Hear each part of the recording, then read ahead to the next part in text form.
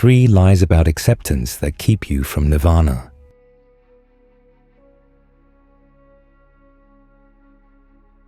When the Buddha gave the shortest summary of his awakening, it was a causal principle.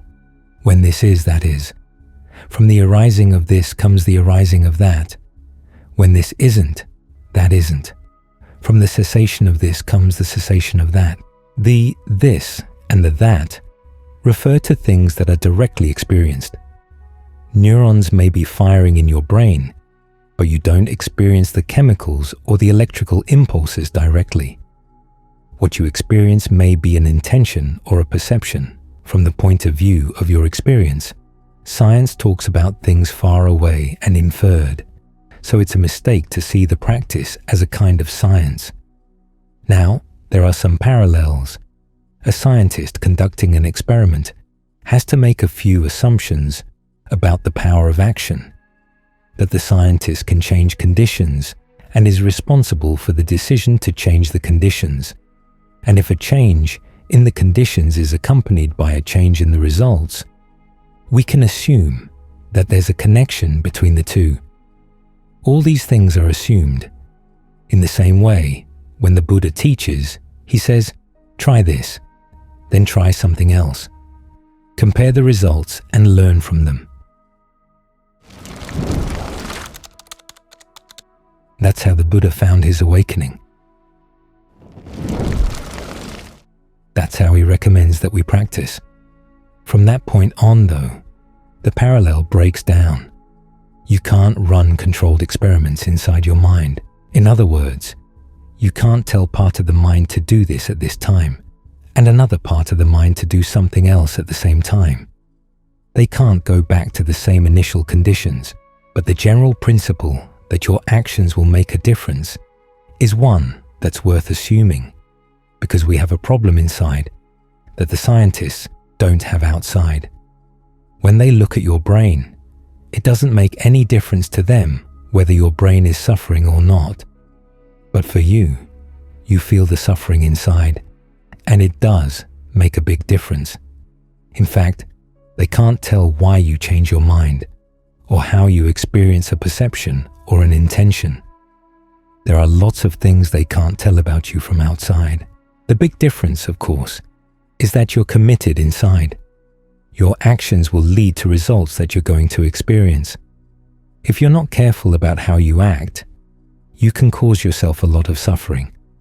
That is an assumption, but it's an assumption worth making, because if you assume that your actions don't make any difference, then you get very careless, and you don't really explore the possibilities of what human action can bring about. So you're committed. It's like that old distinction between the bacon and the eggs in a breakfast. The chicken participates, but the pig is committed. You're committed. This is your mind. These are your choices, and you're going to reap the results. So if there's a possibility that you can bring about better results, it's worth trying. And as the Buddha said, the important thing is to notice how this principle of causality works itself out in areas that you can directly experience. This is how we go from delusion to knowledge, or from uncertainty to knowledge. You start with something simple. The breath. How you experience the breath is something no one else can know. This is one of the reasons why it's so difficult to talk about breath energies, or how the breath is experienced in the body. Your experience may be different from someone else's, and we don't have much of a vocabulary in Western languages to describe this. I have a student who has compromised lung capacity, and she now has to have an oxygen monitor for her blood all the time. She's discovered that if she thinks of the breath going through the whole body, the oxygen level in her blood does go up, which is a curiosity. But the important thing is how it feels from the inside. Can you create a sense of well-being here? We spend a lot of time working with the body in the meditation. Some people get frustrated. They say, when are we going to work directly with issues of the mind, spiritual issues? Well, 1, you've got to clean up the body first. It's like having a home that you're going to be living in. You've got to clean up your home first before you do anything else in there. And 2, one of the big issues for the mind is its relationship to the body. We spend so much of our time worrying about the body. A nerve gets pinched in your spine, and it can create a lot of pain. You could spend a lot of money and time trying to solve the problem. This goes wrong, that goes wrong. It takes a lot of energy. The older you get, the more you find these things start falling apart, and they don't ask your permission. Even before you get old, you have to eat. You have all these needs in terms of food, clothing, shelter, and medicine that you've got to take care of, and they can overwhelm you. So, you want to clean up your relationship to the body, first in your attitude as to what's really useful about the body, what it's good for, reminding yourself that it's good for the practice. And second, it gives you a good place to stay, because the mind needs a solid place to stay, a comfortable place to stay if it's really going to see itself clearly. So we spend a lot of time working on how the body feels from within. Don't regard it as wasted time or a distraction. It's a necessary step in getting to know your own mind. Of all the things in the world, what are you most attached to? You're most attached to the body. What do you live with 24/7? You live with the body. So develop the right attitude toward your body. Develop a skillful way of interacting with it. As you get to know the breath in the different parts of the body, you learn how to, as the Buddha says, calm bodily fabrication. That allows you to work more and more directly with the mind. It's like tuning a radio into a station. If there's a lot of static, you can't hear the signal. When you've tuned things in just right, the static is gone. You can hear things clearly. In the same way, when the breath gets really, really still, then the events in the mind come to the fore, sharp and clear. This allows you to look at the issue of why the mind creates suffering. Again, this might seem like a small issue to some people. They'd like bigger issues, but the fact of pain and suffering in the mind keeps pulling you back. This is where the mind's real concerns are. In fact, it's probably why we start thinking to begin with. We're in pain. We can't figure it out. So we try thinking, why? Why is this happening? We look for a solution, first looking for other people to help solve the problem. Then, when we realize we've got to solve it ourselves, we have to get thinking and observing. You have to see how you're putting your experience together. So you're not dealing with abstractions. Again, this is an issue some people have. They think that spiritual issues have to be very abstract, but this is not abstract. It's getting to see your mind in action as you directly experience it right here, right now. What does an intention feel like? How do you know that an intention is formed? How do you decide to go with an intention or not to go with an intention? How do you change your mind? What is it like to do these things? As you watch in this way, you're stepping out of the thoughts, out of the content, and looking at them as processes. The more you do this, the more you begin to realize how much your experience of both body and mind and the world outside are things you put together. A sight comes into the eyes, and there's a lot of interpretation that has to go on, getting a sense of the three-dimensional world around you and how that particular sight fits in with other things you see. There's a lot of processing that goes on just to make sense of your visual field. All the other sensory fields require interpretation too. The mind itself, as it churns out its thoughts, raises a lot of questions.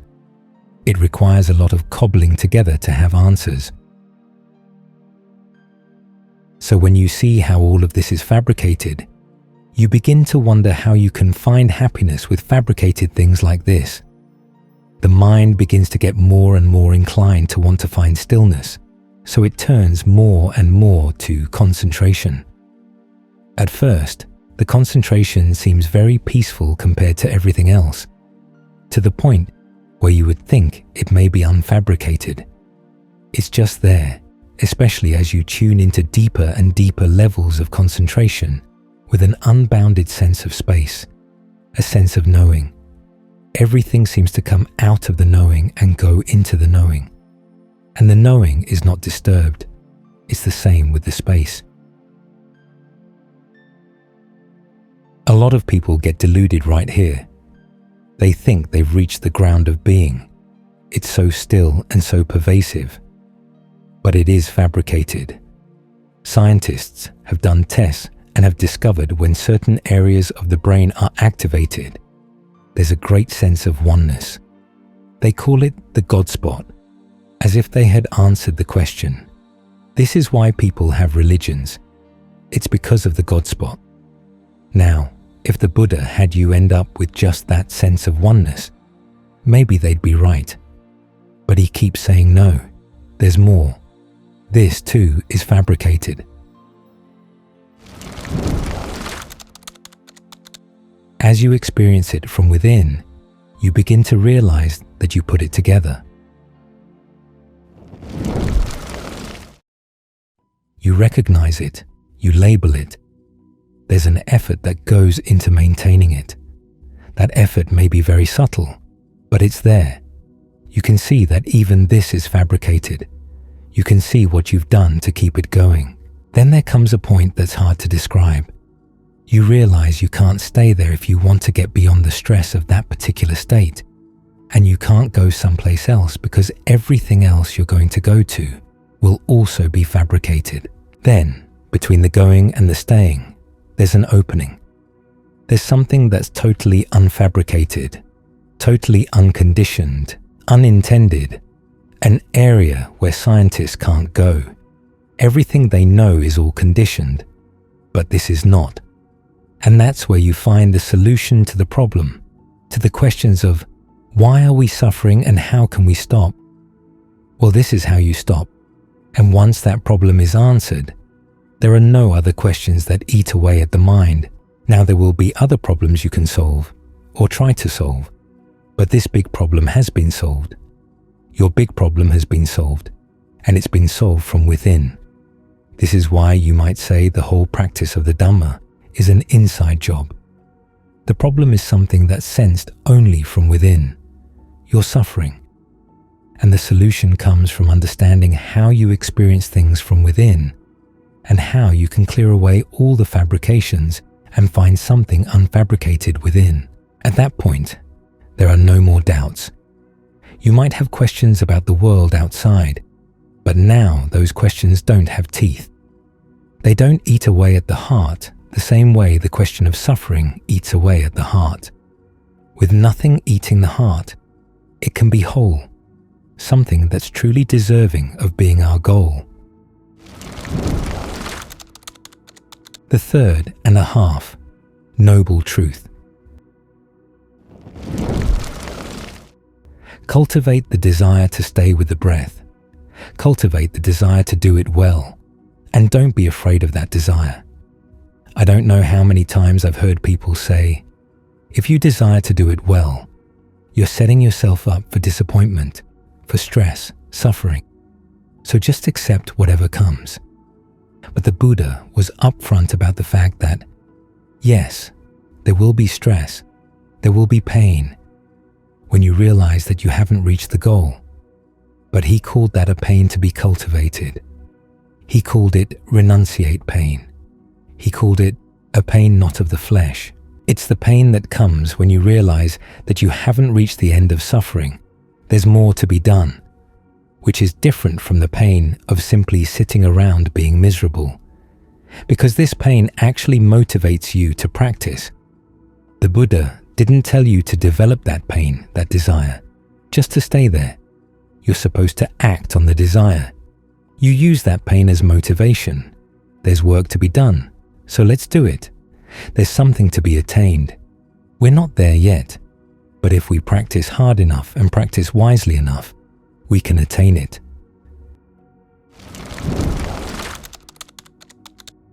The Buddha's message is very hopeful, that we can, through human effort, reach an end to suffering.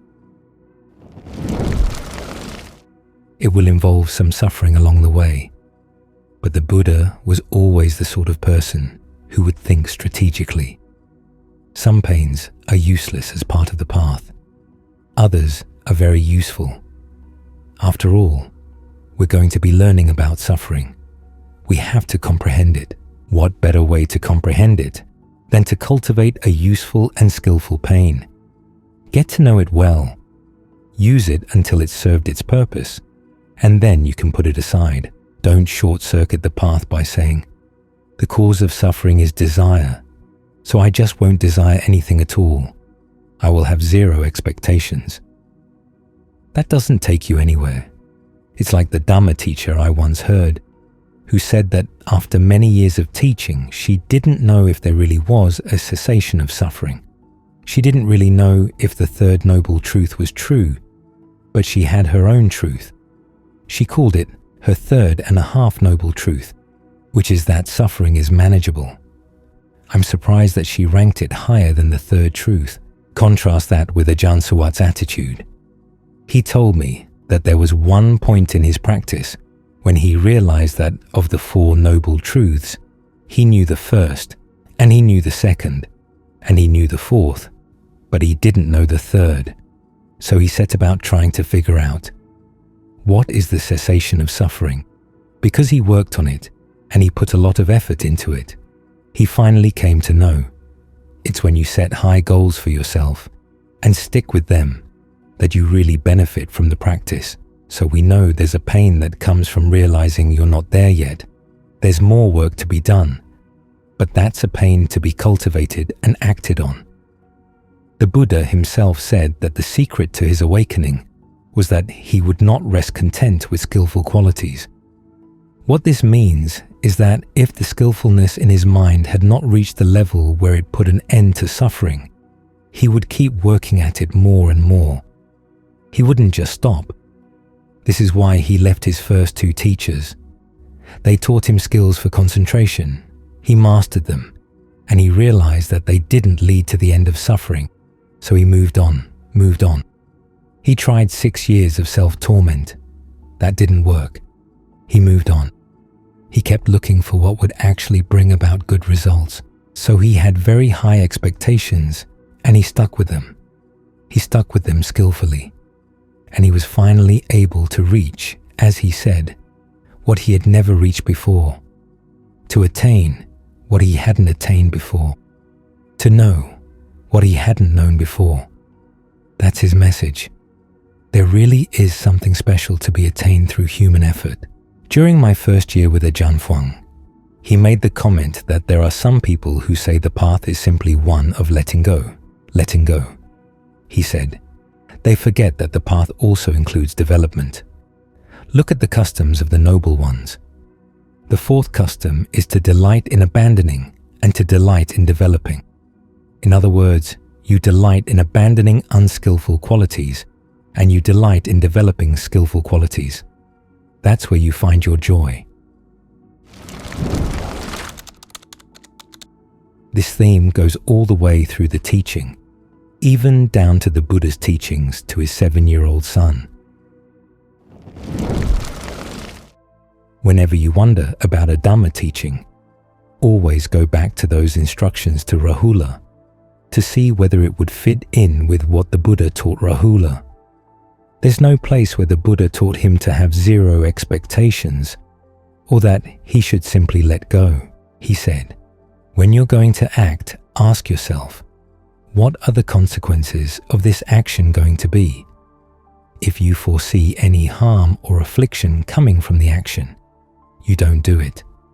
If, while you're doing the action, you see that you didn't think it was going to cause harm but it actually is, you stop. You don't just say, well, I have to accept the fact that that harm is there. You stop. If you don't see any harm, you continue. When the action is done, you look at the long-term consequences. And if you see that you've caused harm, again, you don't simply accept it. You resolve that you're not going to repeat that mistake, and you go and talk it over with someone who knows better to get some idea how you might avoid that mistake next time around. If you realize that you didn't cause any harm, you should take joy in that fact that you're progressing in the training and keep at it. So there's a definite sense that you can improve by looking at your actions and looking at their consequences, learning from the consequences and trying to make them better. Don't get caught in the trap of learned helplessness. A while back, I gave a Dhamma talk in which I mentioned that there are some meditation methods that teach you that you really can't do anything. You simply have to accept things as they are. It's like an experiment they did with dogs one time. They put them in a room where wherever they lay down on the floor, they were going to get electric shocks. And the dogs, after trying to find a place where they could avoid the shocks and realizing that there was no safe place, just gave up. Then they moved the dogs to another room. Half the floor would give electric shocks and the other half wouldn't. The researchers would drag the dogs from one side of the room to the other to show them which side was the safe side and which side was the one with the shocks. But the dogs made no effort to go to the safe side. Wherever they happened to be placed, they just stayed right there. They'd given up. And there are meditation methods that would have you give up. They say, well, there's nothing to be attained. Everything is inconstant, stressful, not self. Just learn how to be okay with that, and you'll be fine. But that's not the equanimity the Buddha taught. His was the equanimity of a soldier who has to face setbacks and has to accept the setbacks, but doesn't stay with the setbacks. He keeps looking for a chance to come out victorious. The equanimity is there to make sure that he doesn't get discouraged. It's not there to make him give up. Then just the other day, I received a letter from someone complaining about that Dhamma talk. She had long quotes from a psychologist about how helplessness is a great condition. It's the human condition. This psychologist was saying that wherever you try to strive and realize that something in life is always going to be beyond you, there's always going to be disappointment, there's always going to be a letdown, then when you realize that you're helpless in the face of that, this person said, that's when you can find peace.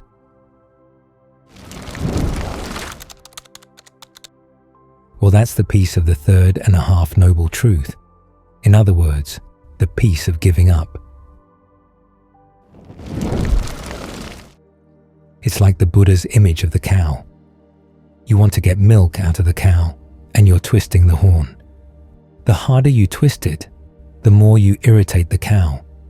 You're not getting the milk you want. Then you stop twisting the horn. Now, some people stop there. They say, it's much nicer not to be twisting the horn. You don't have to put in so much effort. The cow isn't irritated, but you still don't get the milk. The Buddha's approach is to look around. There are other parts of the cow that you can pull on and twist, and finally, you find that there's one part where you twist and get the milk. There is something to attain. You keep up your expectations. It's interesting how many of the Buddha's analogies and similes for the practice are about people searching. There's the man searching for heartwood, the man searching for milk, the man searching for oil. They figure out how to find it, and they test it to make sure they've got what they really want. This is why we cultivate the desire to stay here with the breath, the desire to stick with all the aspects of the practice, along with the desire to do it well, because those are the desires that will take us to a place that we've never been before.